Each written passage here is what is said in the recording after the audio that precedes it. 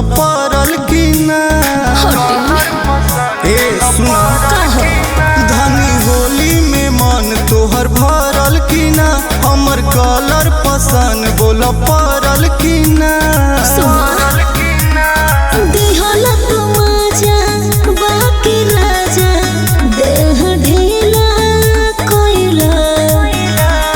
डाली के भतार लगातार गेला गेला कहला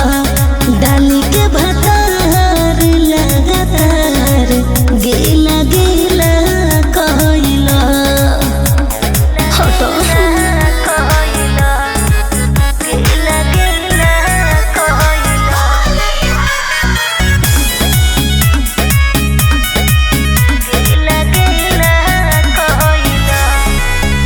हमर डालल ये जान बड़ी फायदा करी अंगे अंग में ये नरजी पैदा करी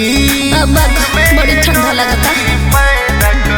लहराई देलो गतरे गतरिया राजा बड़ी मीठा मीठा बथला पजरिया राजा गुलु गुलु गाल दूनो लाल नीचे पीला कोयला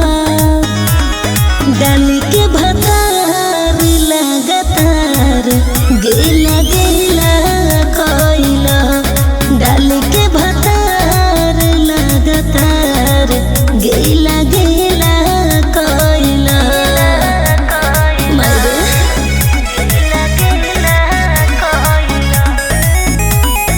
गेला कोयला